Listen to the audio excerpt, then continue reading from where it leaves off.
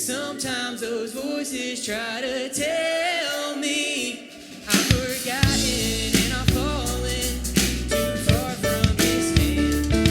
But I know what kind of God he is, and I'm trusting in his promises. I'm believing and I'm singing, yes he can.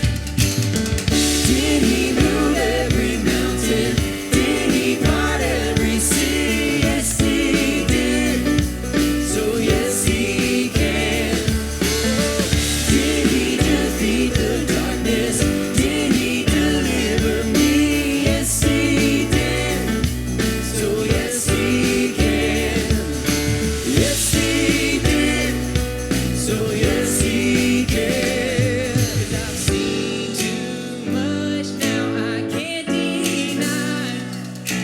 He's come through every single time. From the beginning until the end. He did, he will, he can. Come on. Yeah. Did he move every mountain? Did he part every sea? Yes, he did. So yes, he can. Did he defeat the darkness? Did he deliver me? Yes, he did. So yes, he can. Did he move every mountain? Did he part every sea? Yes, he did. So yes, he can. Did he defeat the darkness? Did he deliver me? Yes, he did. So yes, he can. Yes, he did. So yes, he can. Yes, he did. So yes, he can. Don't you love that name? No matter what you're going through, that name can reach you wherever you are. If you look up the name of Jesus in the Old Testament and it lists all these things, he is your banner. That means he waves you when you need to be waved. He's your strong tower, your fortress. He protects you. He's your provider. Anything that you'll ever need, he's that for you. So I want to tell you today, no matter where you are, he's here to meet your need. And I'm not sure what your need might be, but I know that today's your day, that you're here. It's on purpose. It's not by mistake. And he wants to meet your need. I want you to hear a testimony this morning of something that happened this past Sunday. John, will you come up here and share that, please? He shared it in the first service. I want him to share it again. This past Sunday, we had an amazing service, but Sunday night, we had a night of worship and to end our fast. And God did some amazing things. What did he do for you in that service, John? 60 seconds, yeah. Same thing. Yeah, 60 seconds. I can't say my name in 60 seconds. So. Hey, guys, last Sunday night, as we were sitting in the back praying for a lady, and God just started to speak to me. He said, this time is for you. And I went forward and asked two men in the church to pray for me. And literally, for the last 14, 15 years, my neck and my back, my neck, I couldn't turn my head. When I'm sitting at a stop sign, I'd have to turn my body to make sure nothing's coming this way.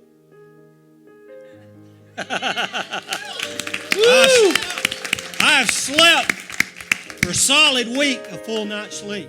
It's good. I don't know the last time that's happened. But that song earlier, yes, he did. So yes, he can. Right. He can. It's good. Today, if you need a healing, if you need a touch, if you need something this morning, he is here. And you know what? We talked this morning in prayer about a key to heaven that was placed in Tony's possession. Guess what? That key is here today. That's right. You know what? He said he would inhabit our praise. He would sit down amongst us if we praised him. Right. So if you need something, start right now to praise him, to lift him up, and watch him sit down in your midst. Come forward. Thank him ahead of time for what he's going to do. He's already did it. So just thank him. Praise him. Good job. Thank you, sir. Love you too. Everybody happy? All two of you. That's good. For the rest of you, I hope that you're happy today, or you get happy together. I want to say welcome. Thanks for coming today. Thank you guys for all of your hard work today. That's their second service they did this morning. If you're a first-time guest, we're so honored to have you. I know that you could have gone anywhere that you wanted to today, but you chose to come here, and we're so glad that you did. And we hope that you go away changed. At the end of the service, when you walk out these doors or those, look over to the right, and you'll see a sign that says Connect. I'd love to just take 30 minutes of your time and say hello to you, learn your name, and give you a gift on behalf of the church. Did I say 30 minutes? Sorry. 30 seconds. Half of what John got, okay? So that's all I need. Again, good to see all of you. Ready to get started? Good. So we decided a couple of months ago during February, we typically do something along the lines of relationships. So we wanted to split it up this year. So today we're going to talk about parenting. Now let me tell you, I am not saying that I'm that good of a parent, but through all my years of being a student pastor, all those great things, I hope that I can at least share some things with you that will help you and encourage you today.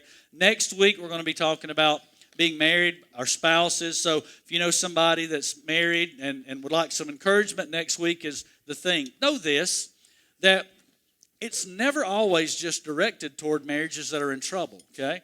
A lot of times people will go, well, I'm never going to a marriage retreat. Their marriage retreats are not really for people that are in great trouble, okay? They're to help you to go to your next level in marriage. Therapy, those kind of things, yes, they're to help you when you're in trouble. But so next week, it's going to be a lot of fun. Hopefully, we'll all learn something together. The third week, we're going to talk about our family. We all have an extended family, right? We all have issues occasionally with our extended family. We all have that one relative, right? If you don't have that one relative, you are that relative, okay? Just know. And then the last week, we're going to talk about our neighbors, like literal neighbors and the people that we meet on a daily basis. But we're going to talk about the people that live in our neighborhood. You remember Mr. Rogers? How many of you remember Mr. Rogers? See, come on, that's good. That's not what we're talking about next week. But something along those lines, so just come be a part of that. If you've got your Bibles today, turn to John. And I'm not going to have as many scriptures as I typically have. I love it when I can take you through scriptures. But today, we are going to talk about parenting. And it's not just if you have children at home. If you're a grandparent, hopefully it's for not only your grandchildren, but your adult children as well. I hope that I can give you some principles today. Because here's the truth. There's nothing in my life that has affected me more than becoming a parent. And I was older when I became a parent. I was 38 when Camden was born and 41 when Callie was born. So Joy and I do the life cycle backwards. We were married 17 years before we were married. But I think that God had to do that to me because I was a different person in my 20s and in my 30s. And even when I was in student ministry for so many years, that God had to take me through some things. So here's what I know. I want my kids to be protected, but I want them to be successful, don't you? I'm going to protect them. I remember, though, we don't protect our boys as much as we protect our girls, do we? We want them to be, roughed up a little bit. For Camden, I can remember when we first came here, I would hang him off the end of the stage and just swing him like this right here. Callie, I would hold her like, no, I'm not doing Callie that way. I wanted them to succeed, though. Camden, when he was 6 years old, he decided he wanted to give soccer a try. Now, Camden's a very intelligent young man. He's the one running the lyrics and doing all this today. But he doesn't care a whole lot for athletics. So 6 years old, he goes out for soccer. For some reason, they appointed his dad that knew nothing about soccer to be the assistant coach. But I can remember the last game of the season, Camden still had not scored a goal. But he had a great time. That's what it's all about, right? Yeah, okay. We'll go with that right now, okay?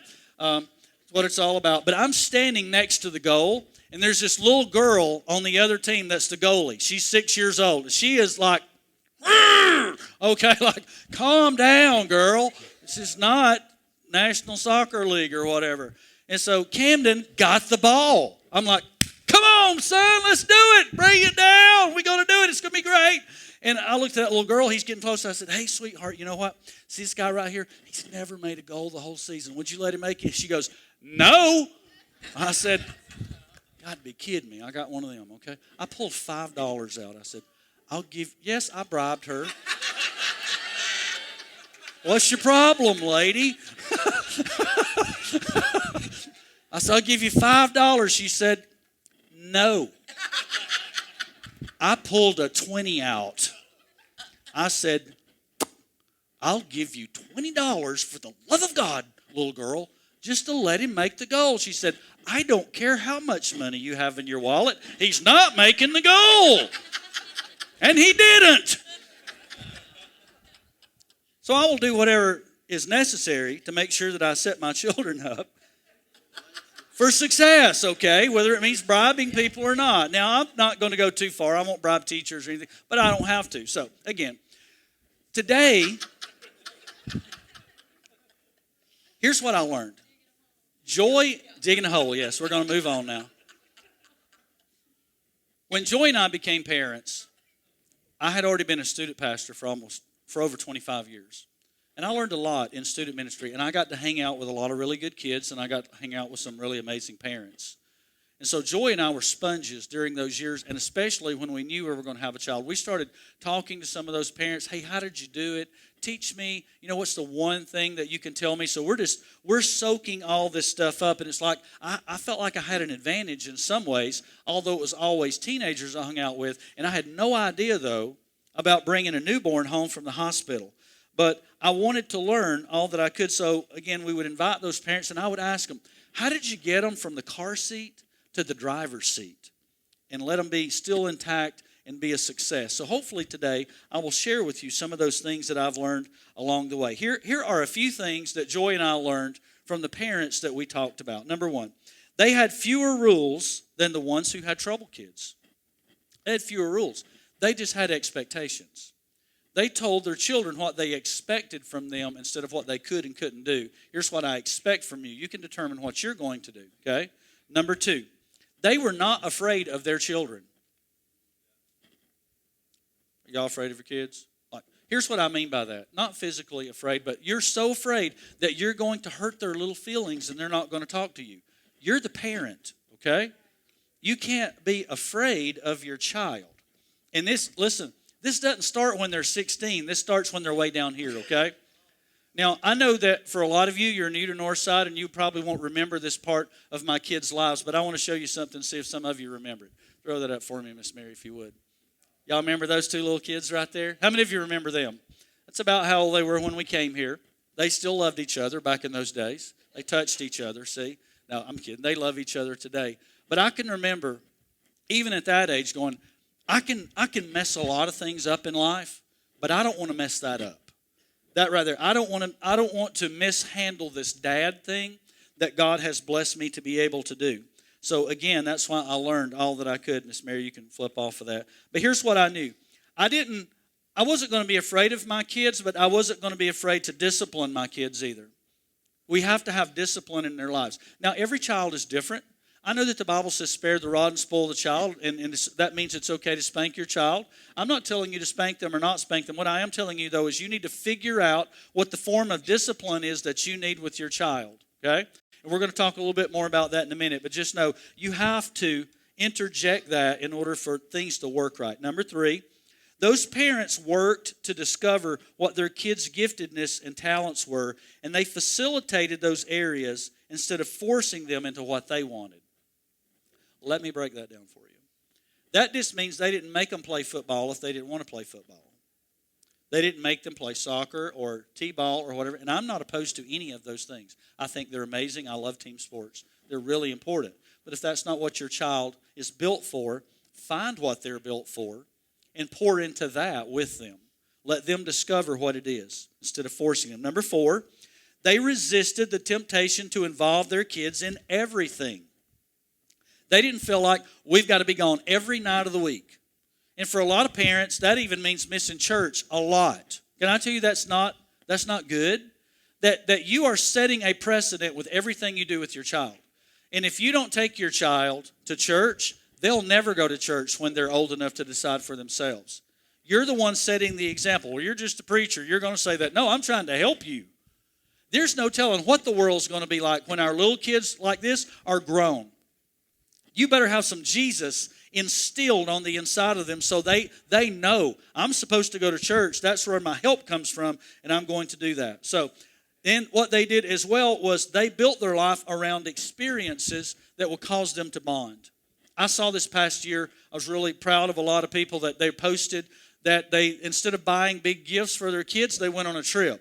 Now, I'm not opposed to gifts. I love gifts. Everybody loves gifts. But sometimes a gift lasts for 10 minutes, okay? But an experience will last a lifetime. You're making memories. So I would encourage you to do those things. And number 5, all these couples, they all had healthy marriages. Now, we're not going to talk about that today. We're going to spend the whole time next week talking about that. They weren't perfect. They didn't have the perfect marriage, but they had a healthy marriage. There's a difference, okay? Here's what we know. That when you were a kid, for all of you that were once a kid, you were all once a kid, right? So for some of us, it's been a long time ago. But it wasn't our parents' advice that caused us to want to be around them or not be around them. It was their behavior. So know that, parent. Your child is watching you. Whether you're acting the way you should or treating them the way you should, that's what's going to determine whether they want to be around you or not. Now, all of you that are young people in the room, let me give you a sigh of relief right now, okay? I'm not really focusing on you today. I'm focusing on your parents and how they should act when they're around you. So you can go, okay, this is going to be really good today. He's going to give it to mom and dad, but not really. I'm talking to me today, okay? If you look in the Bible, do you know how many examples of amazing families you'll find? None. Okay? Jacob slept with his own daughter-in-law without even realizing it. They're all messed up. Jesus' own family, except for his mother, didn't even believe in him until later in life. They were all messed up. James, that wrote the book of James. James was the little brother of Jesus. Imagine being Jesus' little brother, okay? Perfect Jesus. Everybody's always looking at him. I'm supposed to live up to that. I mean, how many of you remember back in the 90s when we had that whole ad campaign called WWJD? What would Jesus do? Okay, I do. You don't, obviously. Yes. How many of you remember that? I thought it should be WWJD, what would James do? Okay? Like, we can't really measure up to Jesus, but James, we can probably do what he did. But imagine James's life. But they didn't really believe in that. So Jesus had to come so that he could teach us how to be an effective parent. But although Jesus was never a parent, he did teach us what effective behavior was. And this applies to parenting. So that's what we're going to focus on for the next couple of minutes, is the example that Jesus gave. And John broke it down even better. John wrote about it in the book of John. John was the one that was closest to Jesus. And in John chapter number 15, he talked about what Jesus called his new command. See, the deal was that in those times, the Jewish people had 700 rules, expectations, that they had to live by. And when Jesus came, he said, I'm going to change everything. And instead of focusing on 700, we're going to focus on 2. Those 2 were love God and love your neighbor as yourself. Okay? That's what I want you to focus on. But then Jesus took it a step further on down, and he said, I'm going to take it from 700 to 2, and then I'm going to take the 2 and I'm going to make that into 1. And John chapter number 15 and verse number 12 says, my new command is this: love each other as I have loved you. That's all we have to do. One command. Love each other as I have loved you. And that's what he's telling us to do as parents, is that we have to love our children, which we do. All parents, for the most part. We love our children. They stretch us sometimes, and they tempt us sometimes. But we love our children. But Jesus is saying, I want you to love them like I loved you. I think that's why that God, again, waited until I was later in life to give me kids, because younger, I would not have been a good parent. Robbie and Tina Robers, they're over our marriage ministry, and almost 30 years ago, Robbie and Tina were in Mine and Joy's life, and they were 2 of our youth leaders when we were in student ministry.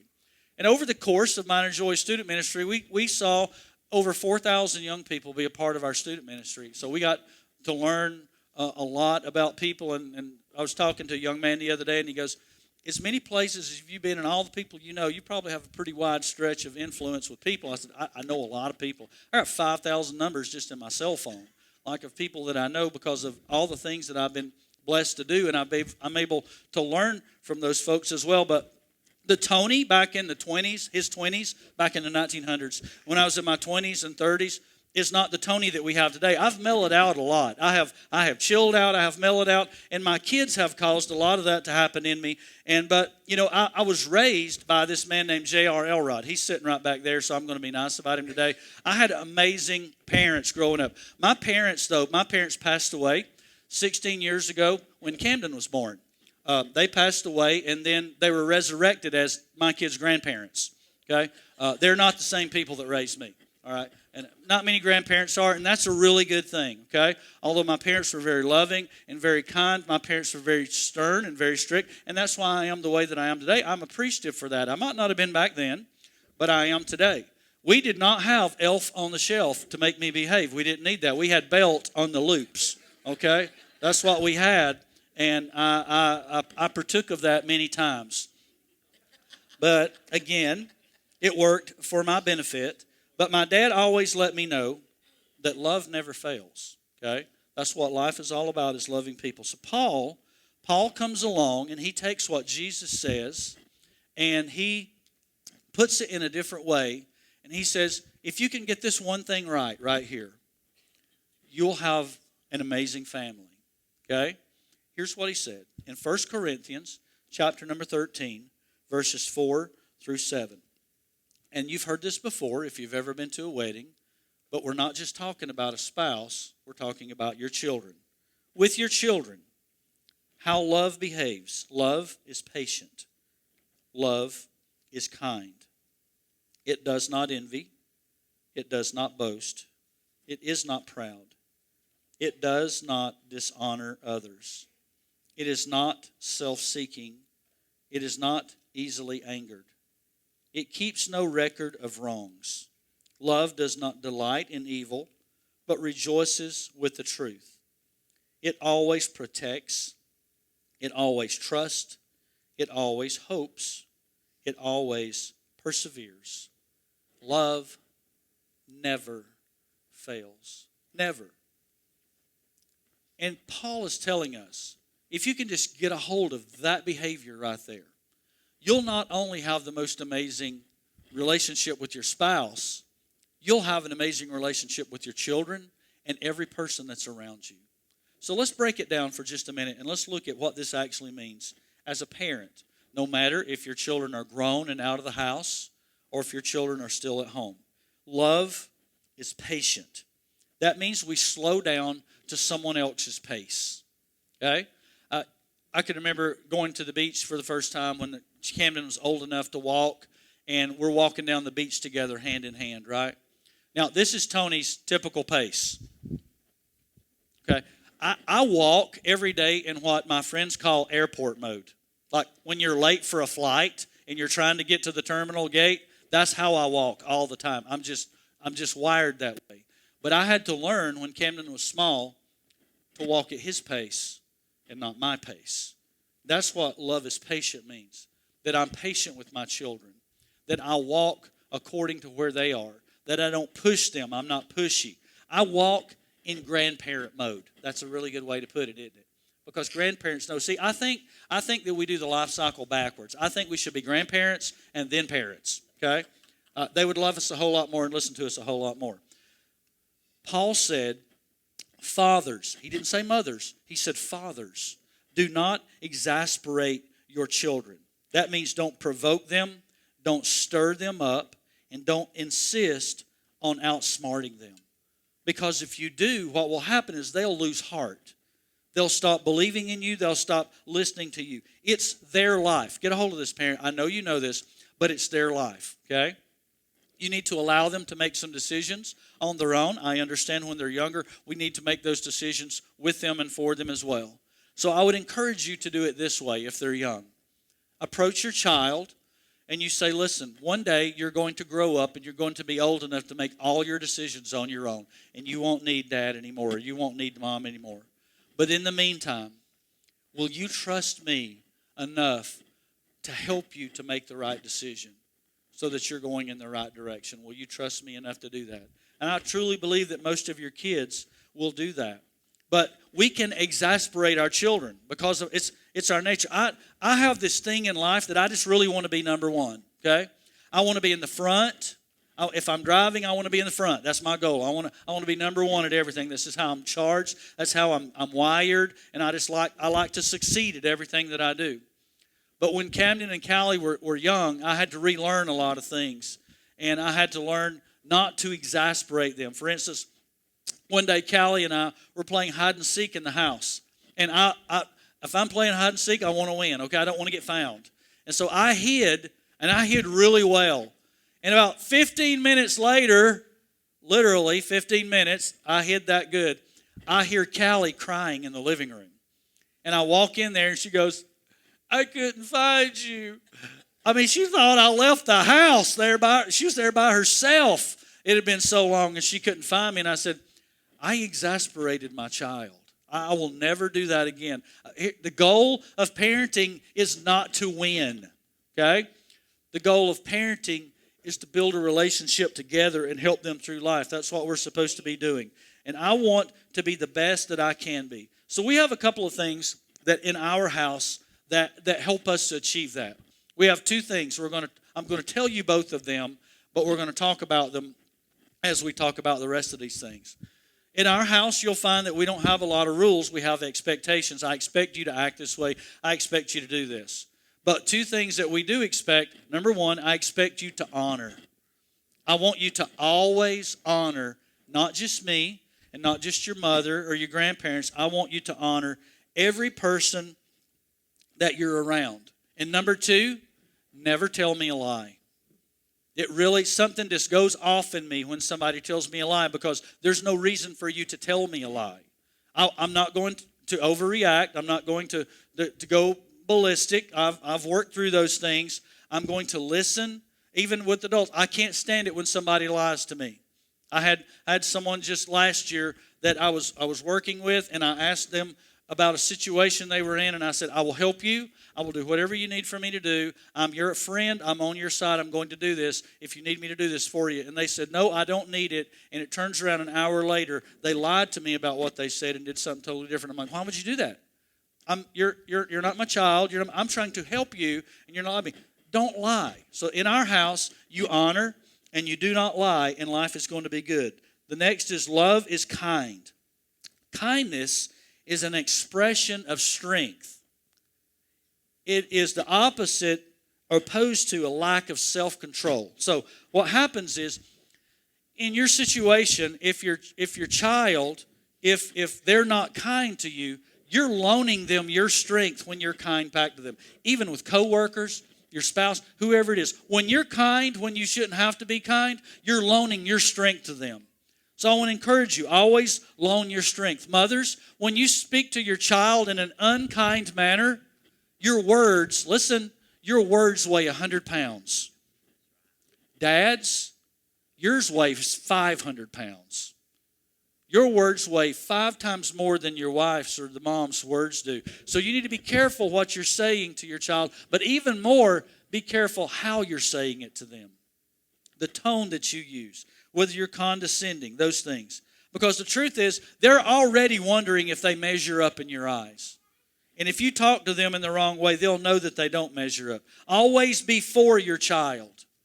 Be for them. Now, I understand there are situations when you do things. I read this little meme not too long ago. It was a mom, and she said, I can tell you right now it was already my kid's fault, okay? So just go ahead and tell us what they did. All right? You shouldn't be that way. You shouldn't expect your child to be the one that did something wrong. I understand they give you ammo for that sometimes, but you have to take a step back, and you always have to be on their side. It doesn't mean there's not consequences, and it doesn't mean there's not discipline, but regardless of what you do, you're my child, and I love you, and I'll always be by your side, and I'll always protect you. That's what you're supposed to do. You don't remove them from the consequences. They have to live it out, but you're always for them. I would encourage you to do this. Never announce the punishment ahead of time. What do you mean? I mean, if you are just laying out guidelines for your house. Never announce what the punishment is for something, because when you do, what you're telling them is, I expect you to do this. I expect you to do this. You understand, listen to me, parents, kids, put your fingers in your ears. Everybody, all kids, put your fingers in your ears. You got your fingers? Thank you, Aiden, for being the only one that did it there, buddy. Thank the rest of you. Okay. Never tell them what you don't want them to do. You know that, right? You tell them what you want them to do, because they'll migrate toward what you tell them.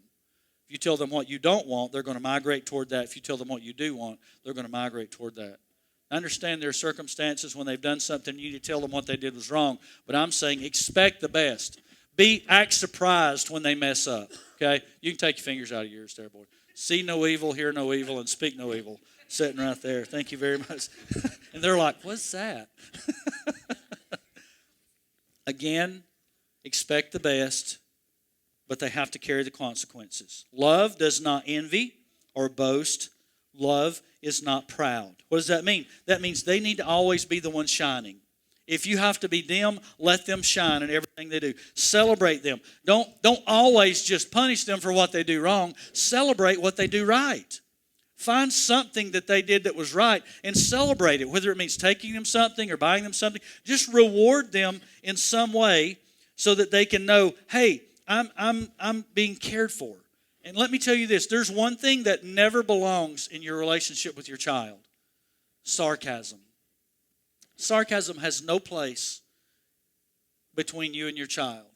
Because if you do that, they're going to feel like that love hasn't won in their life. Love always has to win. Love does not dishonor others. Dishonor. This is what I want to dwell on for just a minute. I want you to embrace this. Because if you can establish a culture of honor in your home, it'll solve the majority of your problems that you'll ever have with a child. It's all about honor. Do you honor your mother? Do you honor your father? Hey, that's even a promise in the Bible with a great outcome. Honor your father, honor your mother, and you'll live long upon the earth. You want to live a long, healthy, happy life? Honor your father and honor your mother. That's what we want. That means to mutually respect them. That means that we don't tolerate dishonor in our home. My kids rarely do anything. If I don't even remember the last time, and I'm not saying I have perfect kids because I don't, and we are certainly not perfect parents. But a long time ago, we established some boundaries in our life, and one of those was, you will honor us. You will not talk back to us. You will not do those kind of things. I learned that at a young age in my own home with my own mom and dad. I've always tried to honor them. Now, there was this one time that I did not honor my dad, and one time I did not honor my mom. I can remember being about 8 years old, and my dad, I grew up on a farm. My dad worked a full-time job.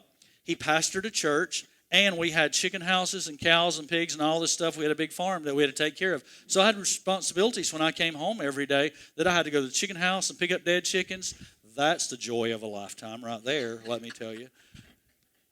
Take care of the cows, fed baby calves on the bottle, those kind of things. Had a good time, had a lot of fun. But I remember one time I just didn't really want to do something that Daddy told me to do, and so I didn't do it. And he wasn't used to that, but very calmly and very lovingly, he came back and he said, Tony, I asked you to do this. And I just kind of sat there.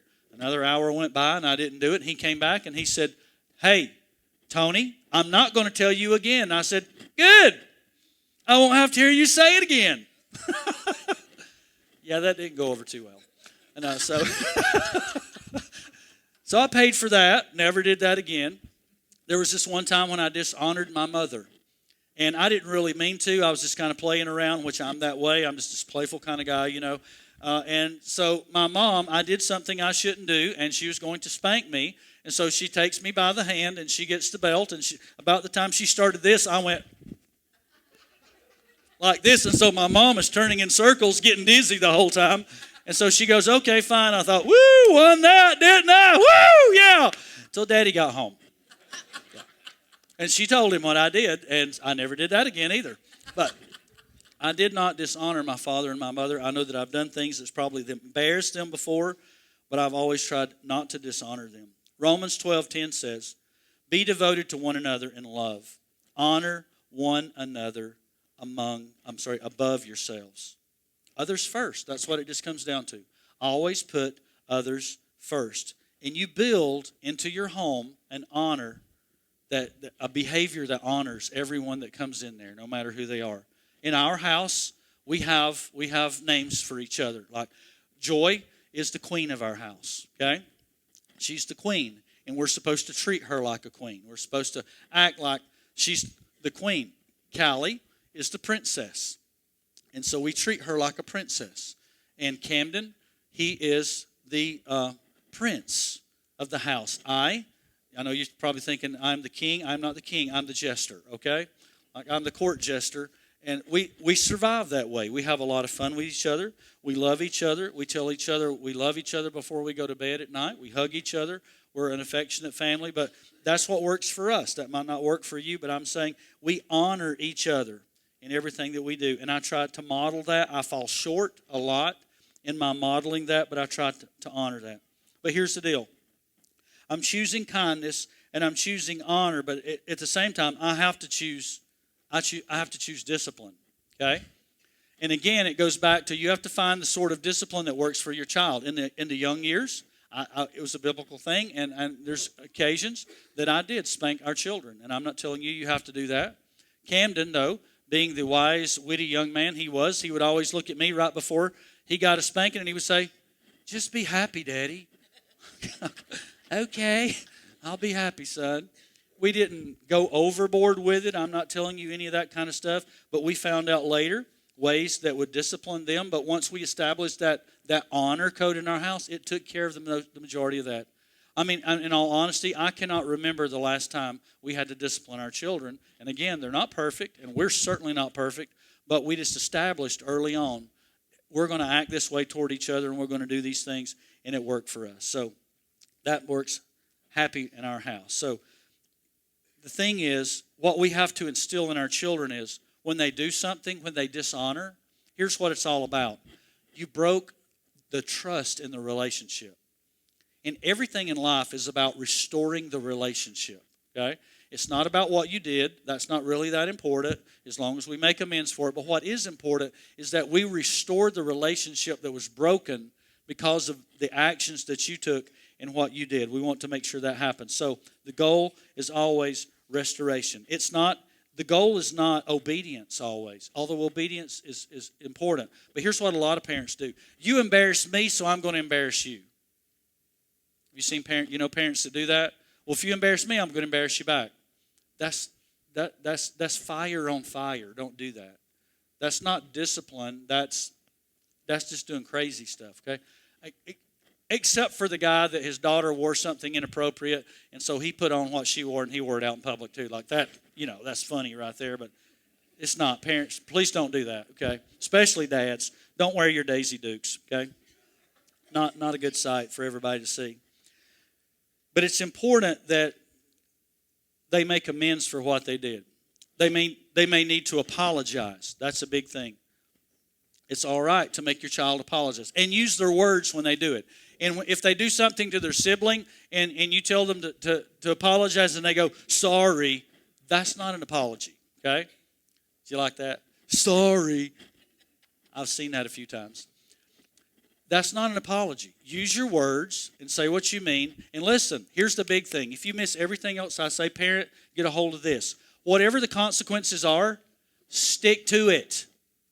Don't let them off. Follow through. If you don't have any follow through, they're going to understand, oh, I can do anything I want and get away with it. Because there's no consequences to anything. Don't you love it when you have other parents and your child and their child got in trouble for something and you disciplined your child and they got off scot-free? No, stick to what you're saying, okay? Or they'll understand it and they'll manipulate you even more because they realize that they can do that. If they disrespect someone, make it hurt for them. And when I say that, I don't mean physically. I mean, I have a pastor guy that I know, and he told a story one time that he had two sons. He has two sons, and he had a young lady in the church that was babysitting for them. And his two sons were very disrespectful to the babysitter, and she told them what they had done. And so the next day, the mom takes the two boys, and they go to the local grocery store and they buy a box of chocolates and they buy some flowers and they go and they visit the young lady and they apologize. They tell her that they are very sorry, that they dishonored her and they treated her that way. And that mother made those two boys pay out of their own pocket. And you know, little boys don't like to do that. They had to buy the flowers and they had to buy the chocolate. That's a good thing. We're instilling in them their consequences for what we do. Next, love is not self-seeking. Love is not easily angered. That word angered, if you look it up, if you look up the original meaning, it says to stir up, okay? To stir up. So when they anger us, they're stirring us up. How many of you have ever had that nasty natural peanut butter? Had that before? Like the peanuts are on the bottom, the nougat is in the middle, and you got this oil, like this oil on the top of it. It's all natural. And you stick your spoon in there and you start what? Stirring. You're stirring it up. And then what's on the bottom comes to the top and everything's together, right? That's what our kids can do to us. They can stir us up. They can anger us. That's what happens when we allow them to do those things. But listen to what James said. James, Jesus' little brother, James said, "What causes fights and quarrels among you? Don't they come from your desires that battle within you?" So when our kids stir us up or somebody else stirs us up, they're not stirring up what's outside us. They're stirring up what's inside us. And it starts to surface. You desire, but you do not have, so you kill. And you covet, but you cannot get what you want, so you quarrel and you fight. You do not have because you do not ask God. What does that mean, Tony? That means if you're a parent, you have to control how you react to things. And that's difficult sometimes.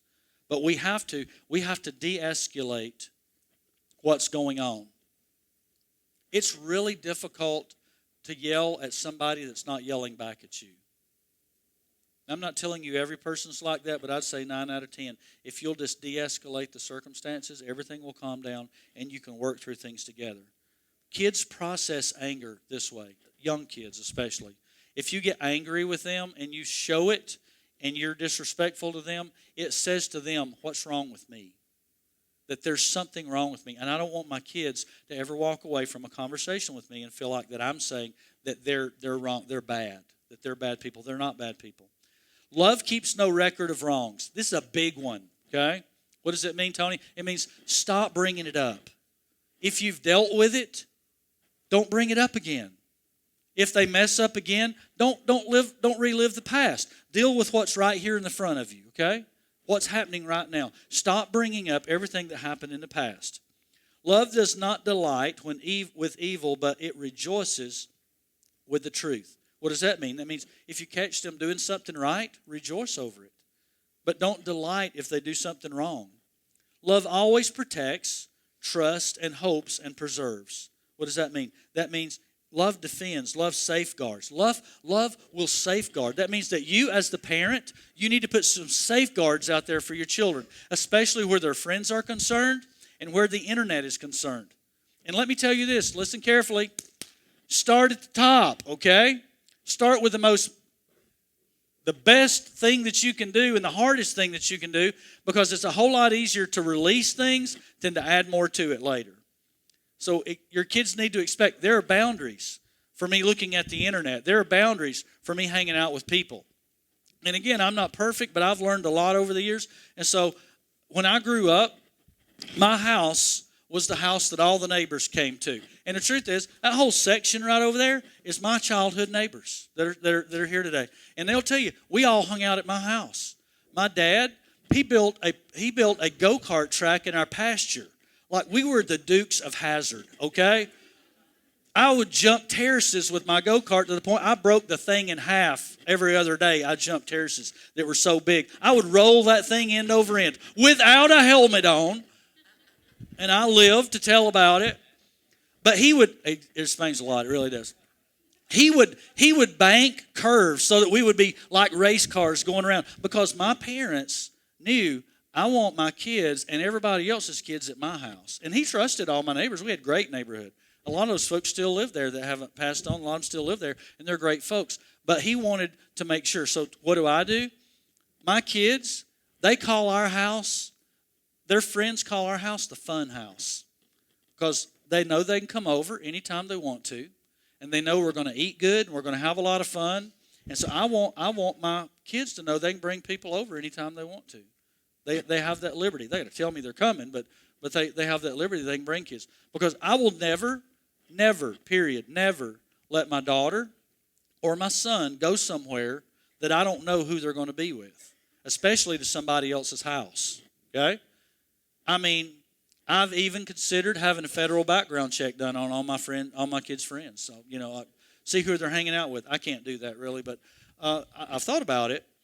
But I'm going to meet those parents, and I'm going to find out something about them, and I'm going to ask every person that I know that knows them about them before I let my kids go over there. And you need to be doing the same thing. Call that being an old parent and doing it the old-fashioned way, but that's what I'm going to do because I'm keeping my kids safe no matter what. My kids, no matter how old they get, I'm always going to do that. So keep the bad out of their life. And err always on too much protection instead of not enough protection. So listen to this. Parents who seek the approval of their children over what is best will end up with neither. They're your kids. They don't have to approve of you. You are the parent. They need to know that you love them, you support them, but you protect them. No perfect parent and no perfect kids or families. There's none of that. We always choose relationship over behavior, though. I always choose relationship over behavior. I love my children no matter what they do. That's what God did for us. I don't care what they do. I still love them. My love is not based on how they act or what they accomplish. That's not what my love is based on. My reward will be based on that, and what I give them will be based on that, but not my love for them. I will never withhold love for them because of anything they do or how they act. So I want all of us to parent toward a healthy relationship. That's what we need to parent toward. Dan, you can come back up, buddy. So if I could leave you with just a few things today, it would be this. Number one, that love never fails. But number two, that you need to tell your kids who they are. Because there's a lot of other people telling your kids who they are. And they need to hear from you who they are. So Joy and I spend time with our kids all that we can. And when we're with them, we choose opportunities and we tell them what we think of them. And we tell them who they are so they'll know who they are. Years ago, right after our kids were born and when they got old enough to, talk and all that kind of thing, when I would go out of the country, I would always write a letter to my family. I would write Camden a letter, Callie a letter, and Joy a letter, and my parents a letter. And everyone that meant something to me, I wrote them a letter. And I would give it to somebody that was here. Like Tony, I'll never forget the first time Tony went to work here 5 years ago, and I walk up to him and I hand him all these letters. He goes, "What this?" I said, "This is if I don't come home." Okay? He goes, "Something I need to know?" I'm like, "No, I'm just saying if a plane crashes or if I get kidnapped in Mexico or wherever I'm at and I get killed, I want you to give this to my family. I want them to know how I feel about it." And the last time I did it, I got convicted and I said, "Why am I not telling them before I leave?" So I did. This is a letter that I wrote to my kids that I read to them and when I was spending time with them before I got on an airplane to go somewhere. This is to Camden. This is to my amazing son. First, let me say how wonderful you are. When your mother and I found out that we were having you, I never dreamed that we would be so blessed. You are truly an exceptional person. You're kind and you're compassionate. You're smart and you're caring. You are the perfect young man, and I'm blessed to call you my son. I know with no doubt that God has big plans for you. I know you have dreams. Never let go of them. Be focused on making those dreams come true. You have the ability to do anything in life that you desire to do, and I believe in you 100%. Your mother believes in you. Believe it or not, your sister believes in you. I know that you will always be a great young man. I know that you will never get into the things that others do that will cause you to go the wrong way in life. God has chosen you from a young age to do exceptional things for Him. You are set apart. Follow Him, and He will lead you where you need to go. Dream big in everything you do. Never hold back. Stay close to Him, and it won't take you long at all to get where you're going. You don't have to go through the detours others do because you chose to spend time with Him and be close. I love you, Camden, and I truly believe in you more than you'll ever know. And I tell him that when we're together. I don't just stop there by reading him a letter. I spend time with him at night. I tell them, and we pray together what they mean to us. When we do our family devotions together, we tell them that. This one was to Callie. It says, to my beautiful princess, when we found out that we were having a girl, my heart leaped with joy. We waited a long time for you. I can't think of anything that has brought me more happiness than you have. I know with no doubt God blessed me by giving you to me. I have a great responsibility to raise you the way that He would want me to raise you. I know with no doubt that God has a great future for you. He has placed creativity inside you to help you make this world a better place. He has given you talents that will bring happiness to people. He has given you talents that will lead people to Him. He has chosen you from an early age to do great things. You have been given the gift of faith. I'm not talking about just little faith. I'm talking about God gave her one of the 9 gifts of the Spirit. She has the gift of faith. Just like you received the puppy and just like you received the pig, God has many things in store for you if you'll just continue to use your faith. I'll tell you the story of that. A lot of you have heard it. A lot of you were here when it happened. But 7 years ago when we moved to where we live now, 6 or 7 years ago, we were a week out from moving in, and I told Callie, she was 7 years old at the time, and I said, we're now moving somewhere that you can have a pet. You've never been able to have one, so you can have a puppy or you can have a kitty. And Callie looks at me and she says, I want a pig. We're not getting a pig, okay? Like, if you want a pig, tell your papa. He'll get you a pig. We're not getting a pig. She goes, but I want a pig. I said, Callie, she goes, well, I'll just pray about it. I said, have at it. Pray about it. Whatever you want. Literally, 48 hours, 2 days later, I pull up in our front yard. There's a pig sitting in our front yard. A black pig. Little bitty. I get out of the car, and I walk over, and the pig walks up to me and rolls over on his back, wants me to scratch his belly. I'm like, there's a pig in my yard. I go to all of our neighbors, our new neighbors, and I say, you have a pig? Never even seen a pig. Nobody has a pig. Why would somebody have a pig? Okay, there's a pig in my yard. Callie got there that evening. Joy brought her, and I said, go look in the backyard. She walks around. She looks. She goes, God sent the pig.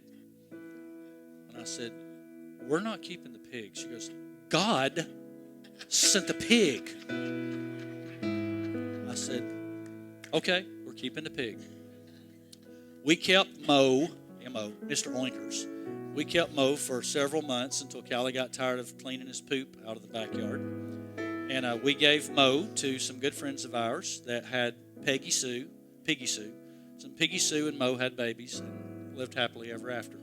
So, but she had faith. She also asked for a dog, a puppy. Somebody gave her one. She asked for several things. And she got everything she asked for. I said, ask for $1 million. Come on, work with me here. That's what we need to do. But God gave her the gift of faith. That gift is rare, and He desires for you to use it and to learn to hear His voice. He wants to talk to you and direct you. He has given you great favor with the people that you are around. And He really has with her. I know you see this side of her, and she's always been sweet and compassionate. But when she went to Wacom Mountain School, I was on the school board, and Joy was the PTO president, so we were up there a lot. And anytime I would walk through the halls, kids would say, "Hey, there's Callie's dad. There's Callie's dad." And every kid would say hey to Callie, no matter what grade they were in, because she loved people so much, and she still loves people so much. Everyone knows you and loves you because God made you special. He has a great and amazing plan for you. My prayer is that you will begin to know Him more personally than ever. My prayer is for you to develop the gifts and the talents that He has given you. My prayer is for you to change the world through Him. I love you, Callie. You are my bright and shining star. Thank you for allowing me to be your daddy, and thank you for loving me. I would encourage all of you to do that for your kids. I'm not perfect, again, but I try to surround myself with people that have amazing kids, and I'll learn from them. We all need to do that. Some of you that are grandparents and you raise great kids, you need to start small groups just so young parents can come and hang out with you so they can learn from you, because we need all the help we can get today in raising our kids, because they're bombarded with so much. There's so many things coming against them. And I love this next generation, because I know this next generation will usher in the end time revival. And I can't wait to see what God does with them. But we need to be for them, not against them. So, Father, thank you for today, for the amazing people that are in this room right now. Thank you for our children that for some have already grown and left the house. And honestly, Father, for some that they might have lost their child. There's no parent that should ever have to bury their own child. That's the worst thing that I could ever think of. So if I pray for peace in their hearts right now, Father, for parents that might be estranged from their children right now, that you will so touch them and move in their life, that things will so turn around for them that their relationship going forward will be the best that it's ever been. I thank you for the gift that you've given us in our children, and that we will steward those gifts well. And no matter what their age, that they'll always know that they're our number one priority and that we love them. Thank you so much for joining our service today. I pray that God has truly used this time to impact your life. The great thing is, it doesn't have to stop here. There are 2 easy ways that you can continue with what began today. Number 1, go to the message category and share what God did in your life today. Then hit share and send it to one of your friends. Second is to subscribe so you'll always know when new messages go live. You can also be a part by giving. Your financial partnership helps us to do all the things God has called us to do. On the screen, you'll see several easy ways that you can contribute if you'd like to. My prayer is that you have an amazing week. Thank you again for joining us today, and I look forward to seeing you again soon. Bye-bye.